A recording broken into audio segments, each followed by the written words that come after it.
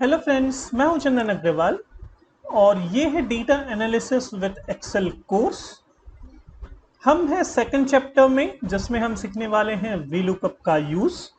हमने previous class में already conditional formatting देख ली है कि कंडीशनल फॉर्मेटिंग डुप्लीकेट वैल्यूज कैसे आइडेंटिफाई किया जाता है। चलिए स्टार्ट करते हैं वीलुकअप। ये है हमारे पास दो डेटा सेट जिसमें हमने कल डुप्लीकेट वैल्यूज फाइंड किए थे।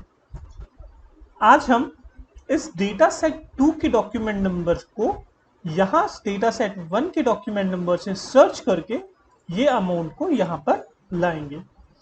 वीलुकअप लगाने के लिए कुछ कंडीशंस और या आप बोल सकते हैं चेकलिस्ट है, वो आप जरूर नोट कीजिए।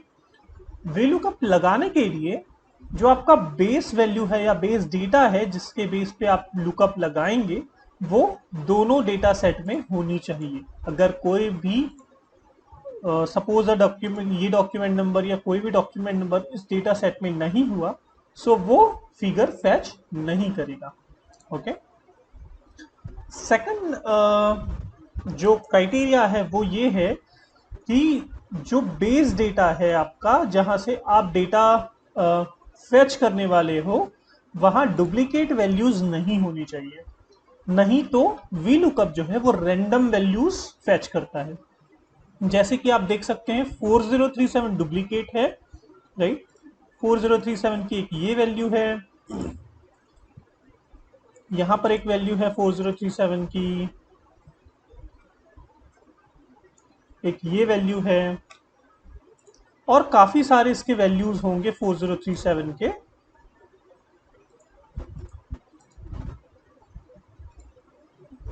सो आप जब लुकअप लगाएंगे, सो ये आपको इंश्योर करना है कि ये जो डेटा है वहां यूनिक वैल्यूज हो, मतलब यहां पर इस डॉक्यूमेंट नंबर का एक ही डेटा होना चाहिए। नहीं तो जो वीलुकअप है वो कोई भी डेटा रैंडमली फेच करके आपको यहां पर दे देगा, राइट।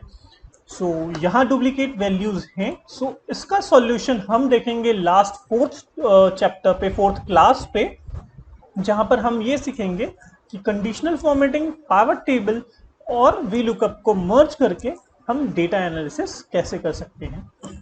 चलिए अभी वीलुकअप सीखते हैं।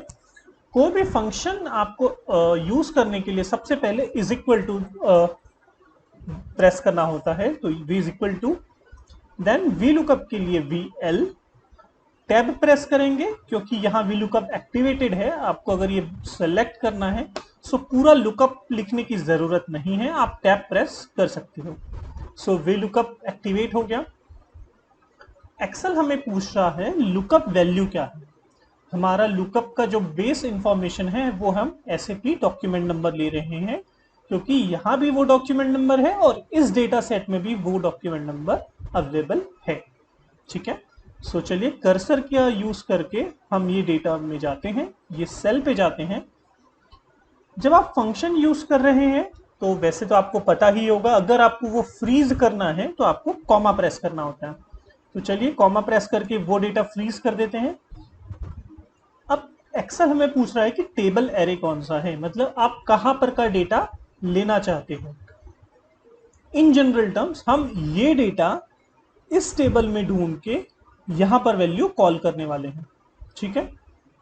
सो टेबल एरे हुआ हमारा ये वाला टेबल। याद रखिएगा, जो भी डेटा आप ढूंढना चाहते हैं वहां से आपका टेबल एरे शुरू होना चाहिए। आप ये सेलेक्ट नहीं कर सकते, नहीं तो वी लुकअप जो है वो फेल हो जाएगा और आपको कोई भी डेटा कैप्चर नहीं होगा। या फिर आप ऐसा भी सेलेक्ट नहीं कर सकते हो, नहीं तो वो डेटा वैसे फेच तो हो जाएगा बट आपको सेलेक्ट जो डेटा आप ढूंढना चाहते हो वो जिस कॉलम में है वहां से ही स्टार्ट करना होगा, राइट।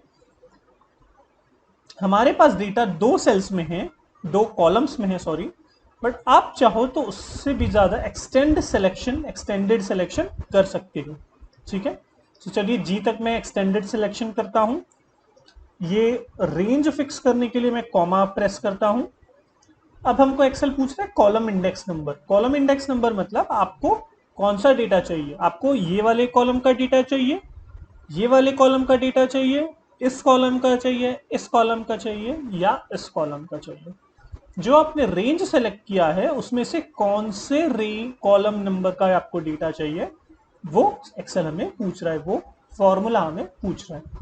फिलहाल हम इस लुकअप से हम ये अमाउंट कैप्चर करना चाहते हैं। सो हम देंगे कॉलम नंबर 1, कॉलम नंबर 2, मतलब यहां पर कॉलम इंडेक्स नंबर आएगा 2, right.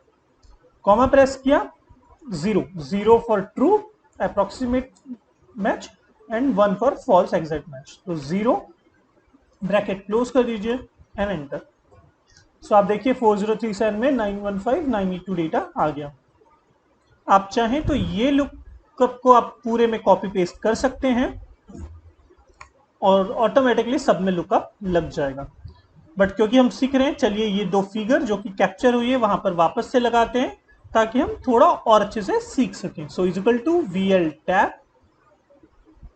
Lookup value this table array. चलिए यहां से स्टार्ट करके देखते हैं कि लुकअप वैल्यू आती है कि नहीं।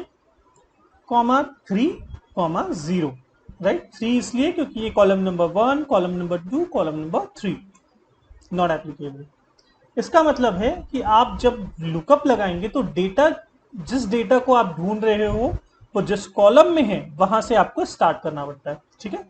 Is equal to VL tab, ये वाला सेलेक्ट किया, डेटा सेट नंबर 1 में जो जहां SAP डॉक्यूमेंट नंबर है वहां से सेलेक्ट किया, अमाउंट तक, कॉमा 2 कॉमा 0, राइट। सो ये था हमारा लुकअप। याद रखिएगा जब भी आप लुकअप लगाएं ये इंश्योर कीजिए कि यहां वो डेटा होना चाहिए।